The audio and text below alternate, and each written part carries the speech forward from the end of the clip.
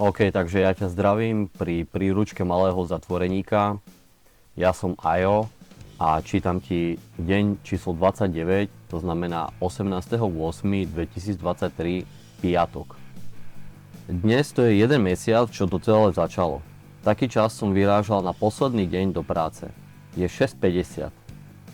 Dnes mi Hausarbeiter dal novú rýchlovarnú kanvicu, lebo videl, že nemám. Je to celkom v pohode týpek, nečakal som niečo také. Dnes som prvýkrát videl, že by na mňa niekto takto myslel.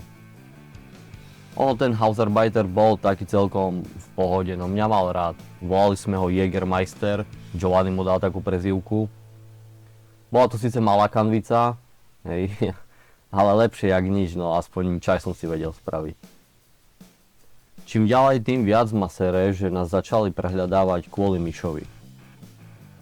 Čo už je úplne sprostý. Však som mu hovoril, že musíme minimalizovať riziko. Ešte som mu hovoril, nech si ostriha nechty, vyčistí prsty, nech nefajčí, aby si nesmrdel za trávou. Nech si 2 dní predtým dá nejaký detox, aby sme minimalizovali šancu na to, aby nás prehľadávali, keď nás zastavia. A ten debil si dá truffles do vrecka. No toto ako nechápem. Musel to mať úplne na haku. Absolútne si neuvedomoval vážnosť situácie a takto to aj dopadlo. Čistý idiot. A potom ešte mu našli na sedadle trávu, ktorú ja som mu vakuovo zabalil. Absolútne nechápem, čo má v hlave. Či seno, či... nechápem. Absolútne. On si myslel, že to je len lážo plážo. Keby to schoval, tak je oveľa menšia pravdepodobnosť, že by nás kontrolovali. Mali sme plný kufor vecí, náradia a ja som mal svoje schované úplne po piči. Mohol som skúsiť, že by som im to nedal, ale tak či tak by mi to našli. Tak oni už rozoberali dvere, kontrolovali nádrž, kontrolovali olej, to absolútne nemalo zmysel. Ešte viac to schovávať, tak či tak by to našli. Ešte keď človeku pozrú aj do ryti, no neviem ako, kde by to človek mal mať schované, že by to nenašli. Ako pneumatiky nekontrolovali, tak možno jedine tam, ani auto asi nešlo cez rentgen, čiže asi najlepšia skrýša sú pneumatiky. Teraz už nič z toho, ale budem od neho pýtať určite odškodné, minimálne za cenu tovaru, ktorý som mal. Dnes som bol povedať dozorcovi, aby som sa stretol s fyzioterapeutom, lebo celý týždeň nechodil. Povedal mi, že príde a odvtedy ho tu nebolo.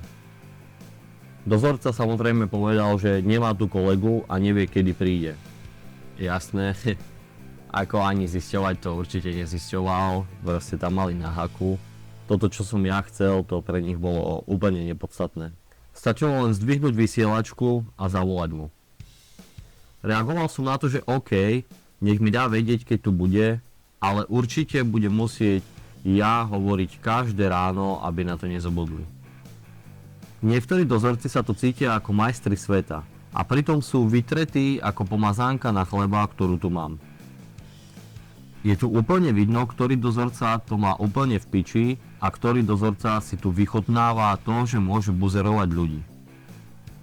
Nehovoriac o tom starom kokotovi, čo nás berie na šport. Ako, teraz by som to fakt nepoužil. Naňho slovo kokot. Ale tak v tom období som ešte nevedel, že je taký v pohode. Ešte som si tu aj napísal, že je to taký kokot, že kde až dovidím a ešte trošku za roh. Dnes mi povedal, že cvičím len biceps a triceps. Povedal to asi kvôli tomu, že minule sa mi smial, že cvičím len ruky a že mám veľké ruky. Ja som asi v živote ruky necvičil a už vôbec nie samostatne biceps a triceps. Môj tréning je skôr rozdelený na tlaky, ťahy a nohy, kde zapájam ruky, ale nikdy som nevenoval rukám samostatný tréning. Vo väzbe sa ani nedá inak cvičiť, len komplexné cviky, lebo s 20 kilami tu veľa nenarobím. Dnes ma videl cvičiť nohy, pozeral ako kokot. Som zvedavý, či povie, že či aj teraz cvičím len biceps, triceps. Na šport chodí aj jeden typek, ktorý sa volá Ibrahim a on tiež stále ide bomby. Ibrahim mi hovoril, že na neho stále len pičuje a hovorí, že len rozpráva a necvičí. Čo pritom Ibrahim ide celkom solidný tréning. Kokotko starý, nechce, aby sme boli veľkí, ale ja mu ukážem. Len nech ma starý provokuje a ja mu ukážem, aké veľké ruky budem mať. Ibrahim mi aj ukázal, že tu majú fitko, teda v tej športovej hale, kde chodíme. Tam majú všetko na tréning, od kettlebellov cez jednoručky, tyčky, až po boxovací mech a kokoti nás tam nepustia. Že vraj nás tam nechcú pustiť kvôli tomu, aby sme neboli až veľmi veľkí. Že predtým to bolo určené pre väzňov, ale samozrejme väzni si väčšinou dojebu také veci a presne tam cvičili väzni, prišiel tam nejaký úplný primitív, no a buchol s jednoručkou niekomu po hlave, tým pádom zrušili fitko pre ostatných väzňov. Čiže zvlášť na takých miestach stačí málo, už keď tam väzni niečo majú, čo bežne vo väznici človek nevidí, že by tam mali fitness centrum väzni, no a potom presne sa nájde nejaký tupec, ktorému proste to je úplne jedno, že pokazí všetko každému, čo tam chodí cvičiť. Presne, spravil, buchol a potom to zakázali. Už to bolo len pre dozorcov a tým pádom dozorci mali super, mohli cvičiť po robote hneď a my sme tam cvičili s 20 kilami, jak debili. Zajtra ráno nás otvoria iba na pol hodinu, lebo potom robia nákupy. Toto tiež nechápem, prečo nás nemôžu pustiť normálne.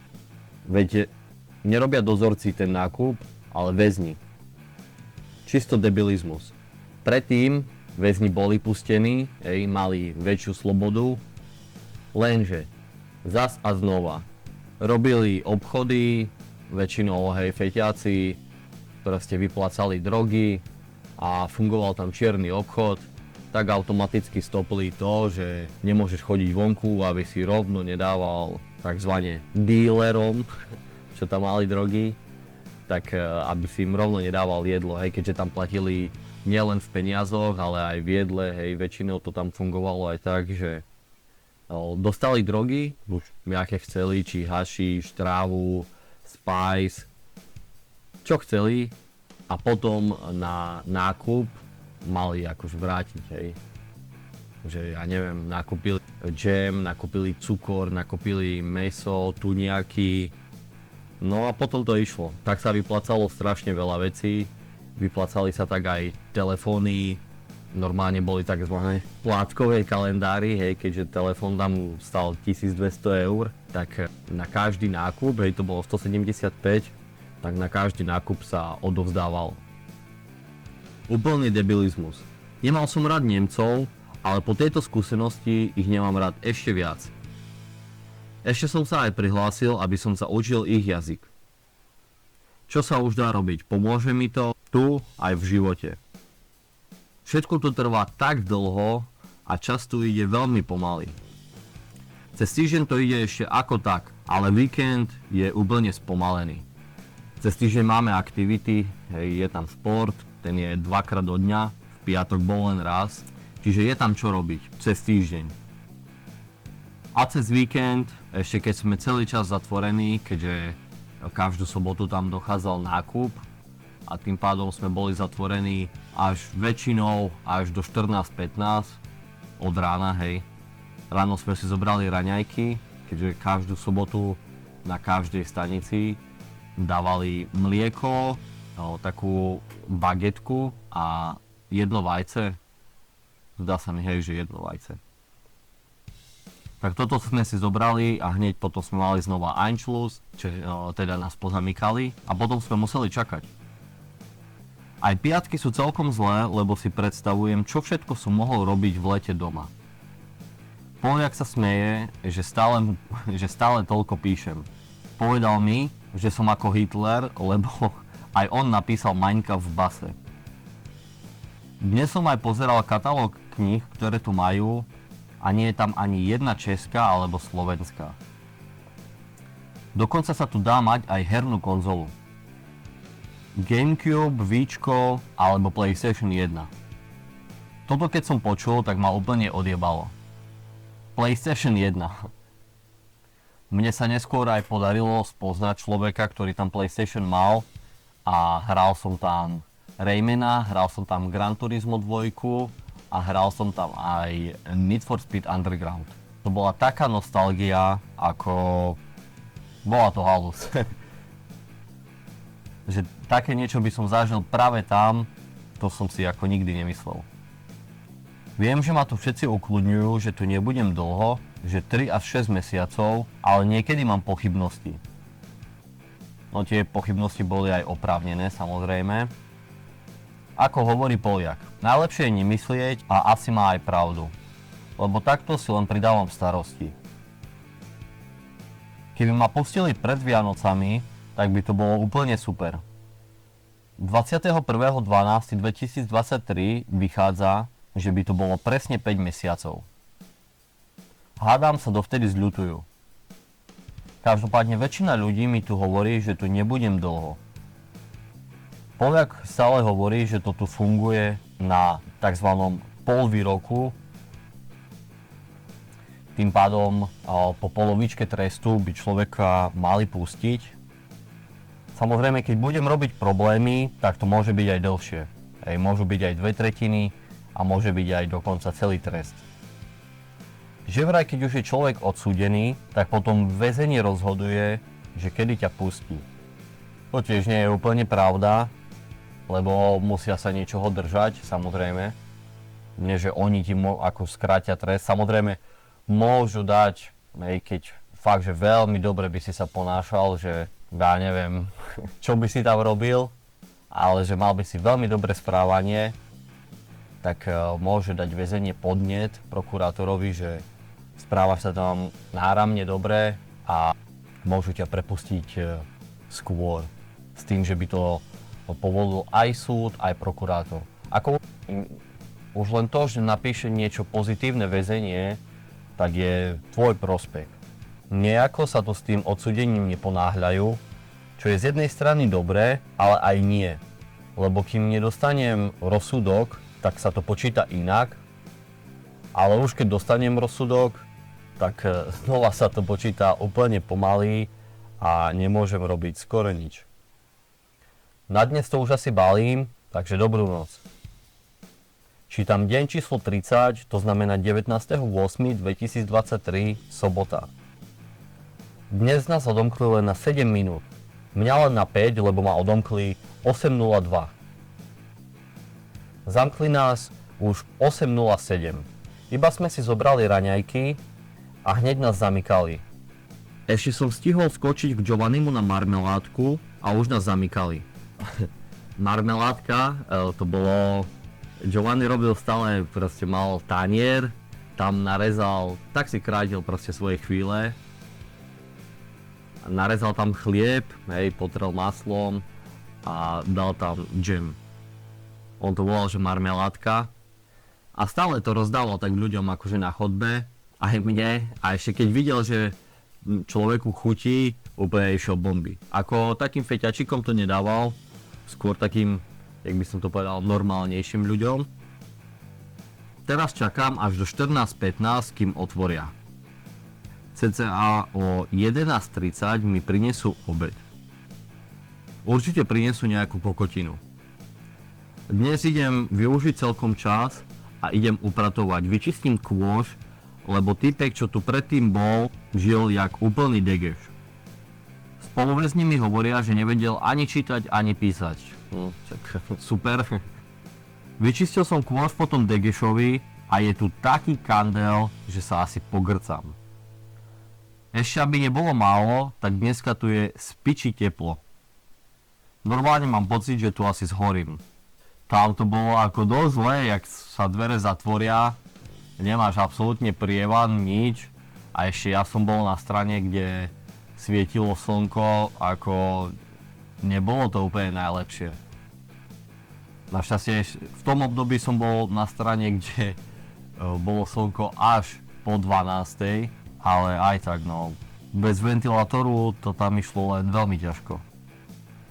Na obed nám dali nejakú rýžovú kašu s kompótom. Samé sacharidy a žiadne bielkoviny. Vidím aj sám na sebe, že tlstnem. Konečne aspoň raz za život budem môcť dať poriadny objem. Najbližšie, keď pôjdem na šport, tak sa odvážim, aby som vedel, koľko mám kil. Nepomáha ani, že tu cvičím každý deň a stále dávam kardio. Úplne cítim, ako mi ten cukor blokuje hlavu. Sranda je, že teraz som si uvedomil, že odkedy som Tanžovi povedal, že už nechcem mať s drogami nič spoločné a nechcem to robiť na Slovensku, tak sa so mnou oveľa menej baví. Už mi nedáva ani jedlo. Trošku ma to utvrdzuje v tom, že ma chcel len využiť. Stále keď mi niečo dával, tak bol taký, že v pohode, len potom, keď už budeš vonku, tak nezabúdaj na to, že som ti tu pomohol. Ráno nás kokoti zamkli po 5 minútach a teraz nás mali odomknúť 14:15, je 14:25 a stále nič. Kokoti nemecky pojebaní. Je 14:47 a stále nič. Asi by som sa mal naučiť byť trošku kľudnejší a trpezlivejší. Predsa len v base sa nikde neponáhlam. Milil som sa v dozorcoch. Bolo veľa nákupov a nestíhalo sa, tak boli všetci zamknutí, aby nikto nebol ukrivdený. Ako to dáva zmysel, ale zase to záleží od dozorcu, jak on si usporiada stanicu, lebo tak či tak, keď dajme tomu, my sme boli na D4 a ku nám prišiel napríklad nákup skôr, že my sme mali, dajme tomu, nákup ráno o 10:00 a oni sa potom presúvali nižšie, že išli z vrchu dole, no tak oni už boli niekde na, na D1, na A1, už úplne na konci a aj tak my sme boli stále zamknutí, čo pritom sme vôbec nemuseli byť, mohli nás úplne normálne otvoriť a nič by sa nedialo. Po druhé som sa strašne milil v Tanžuovi. Ako nás otvorili, išiel som si po jedlo a hneď ma zastavil, že spravil nákup aj mne. Dal mi pizzu, kuracie mäso, hranolky a povedal, že keď mi bude treba olej alebo zeleninu, tak nech len poviem. Dosť som sa mýlil. Myslel som, že keď mu poviem, že nechcem už mať s drogami nič spoločné, tak sa so mnou nebude baviť. Musím mu aj ja už s niečím pomôcť. Keď som cvičil, tak za mnou bol Jakub a Abdul. Trochu som sa im predvádzal, že aké mám svaly. Abdul sa smial, že keď bude mať nejaký problém, takže zavolá mňa. Trošku sme sa posmiali a potom mi povedali, že keď by som tu robil problémy ja, tak by ma dali do bunkru na 2 týždne. V bunkri nie je nič. Nemajú tam šaty, iba spodné prádlo. Nie sú tam okná, človek tam má len madrac, ani postiel tam nie je. Dokonca ani záchod, iba taká diera na strane. Človek tam je zamknutý 23 hodín denne. 23 hodín denne je úplne normálne v ostatných väzeniach. My sme mali strašnú výhodu, že sme boli pomerne dosť otvorení. V bunkri je iba hodina na to, aby si išiel von, aj to je iba na malom kúsku, kde sa môžeš pohybovať. Ešte počas toho, ako si von, tak máš puta a ruky máš za chrbtom, aby sa ti ešte ťažšie chodilo. V tých celách nie je počuť nič. A aj keď počuť je, že vrieskáš, škriabeš, kopeš, bucháš, tak tie dvere proste neotvoria. Môžeš to tam robiť dovtedy, kým sa neunavíš. Neviem si predstaviť, čo tam musí človek zažiť. Abdul hovoril, že keď niekedy počujem v noci vrieskanie, kopanie alebo buchotanie, tak to ide z bunkru. No ono to bolo skoro, tá D4 bola kvázi nad tým bunkrom, hej. Lebo pod D4 bola D3, tam boli proste psychopati, D2 bola nemocničná a D1 bola bunker, hej. Čiže tá D4 bola v podstate nad bunkrom. Ľuďom tam proste prejebe. Človek tam nemá nič. Ani pojem o čase, ani s kým sa rozprávať, ani okno, Ani posteľ, ani stoličku, nič. Len 4 steny, madrac a diera na strane. Z toho človeku musí úplne preskočiť. Chcel by som vidieť človeka, čo tam bol na 2 týždne a hlavne by som chcel vedieť, za čo tam bol. Či tam deň číslo 31 je 28.2023 nedeľa. Dnes si asi navarím niečo fajné, ale musím dať veľa kardia. Dal som 1 hodinu a 15 minút. Teraz dám stretching a sprchu. Vonku je také krásne počasie a ja som zaseknutý v base.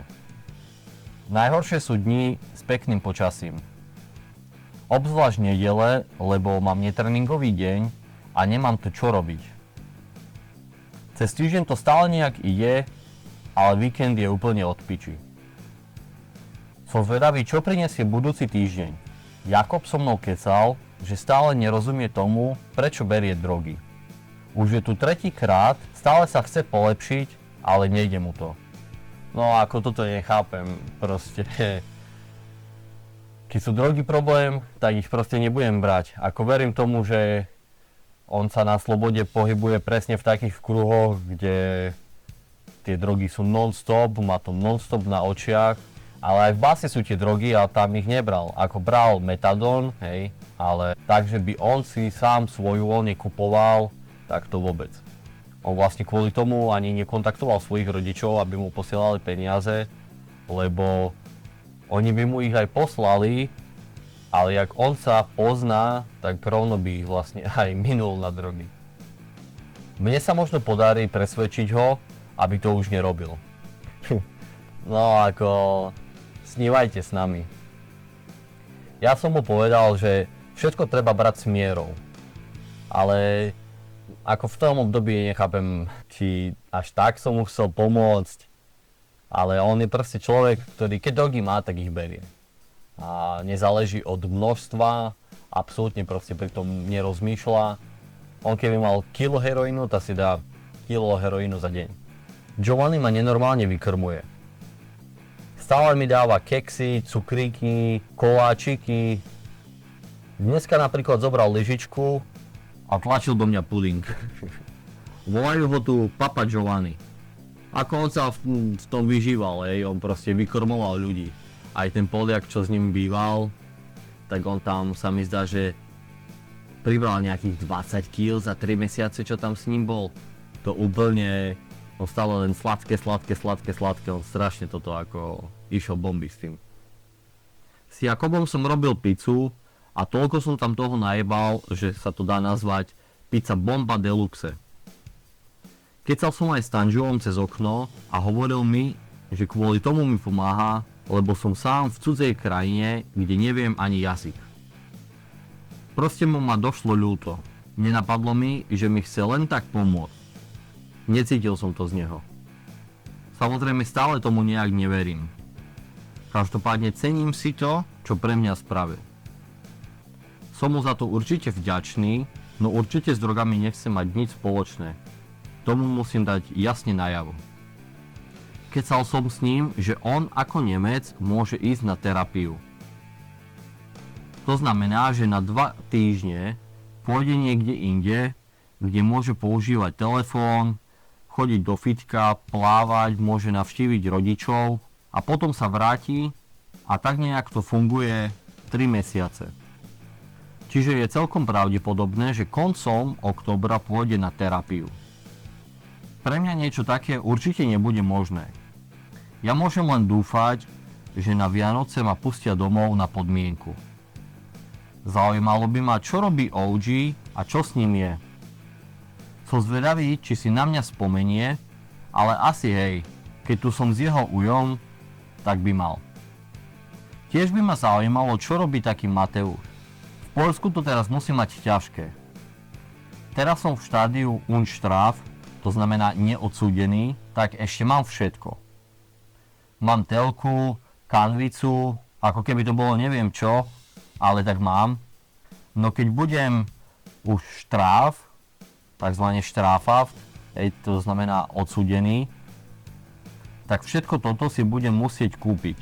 Lebo kým je človek neodsudený, tak ten sociálny systém mu akože dáva, hej, či už televízor, kanvicu alebo podobne, tak toto všetko ti dáva väzenie. Ale postupne, už aj keď človek má prácu, tak oni to potom postupne berú, hej, že posúvajú to novým. Že by sa nestalo, že dajme tomu, ty už si tam pol roka, chodíš aj do roboty, ešte stále si nekúpil telku, no tak oni ti ju proste zoberú. To je celkom na piču, lebo bez telky to tu je na prejebanie. Keď pôjdem do školy, tak budem mať peniaze, aby som si takéto veci mohol kúpiť. Aj keď určite nebudem chcieť veľmi míňať peniaze na to, čo tu dostanem. Budem chcieť odložiť čo najviac, aby som to potom dostal v keši. Každá koruna dobrá, zvlášť keď to bude mať tzv. Vo vrecku. Dnes som dosť kecal so Sofiánom, to je ten, čo ho trénujem, a hovoril, že od nového roku už bude v Nemecku legálna tráva. Bude to fungovať podobne ako v Španielsku. Budú také sociálne kluby, kde sa bude môcť zapísať 500 ľudí a tam bude legálnych 50 gramov na človeka na mesiac. Sofiánovi dosť znížili trest a to už tu je tretíkrát. Čiže pre neho to je vykúpenie. Hovoril mi, že sudca sa z neho smial, či sa mu tu páči, že sa to toľkokrát vracia. Proste recidivista. Neviem, či som to tu písal, ale ja si tu periem väčšinou v rukách, v umývadle, lebo nemám žetóny na pranie. Teda mám jeden zadarmo, ale ten som ešte nevyužil. Šetrím si ho na nejaké väčšie pranie. Tak ono, ponožky a spodné prádlo sa dá stále vyprať v rukách, hej, v nejakej horúcej vode a potom sa to tam dá prevesiť cez mrežu. Tým pádom to vyschne, ešte keď bolo leto, to ako si nebol vôbec žiadny problém. Periem si to tak, že si v sprche načapujem do pohára šampón, ktorý tu majú zadarmo, a s tým si potom periem v horúcej vode v umývadle. Dávam prať aj normálne, ale iba ak má niekto voľné miesto v práčke. Teraz je 20:15, začína Avengers, takže idem pozerať telku. Tento víkend som bol u jedného youtubera, volá sa STN a spravili sme tam rozhovor. Bolo to strašne dlhé, neviem presne koľko, ale určite pár hodín. A povedal som tam také celkom pikošky, čiže koho by to zaujímalo, tak môže si pozrieť to video a určite sa dozvie nejaké zaujímavosti. Tým aj pozdravujem Stena a teším sa na nejaké projekty v budúcnosti. OK, takže ja ti ďakujem za to, že si to vypočul až do konca. Môžeš ma podporiť lajkom, komentom a zapni si sledovanie, aby ti neunikla žiadna ďalšia epizóda.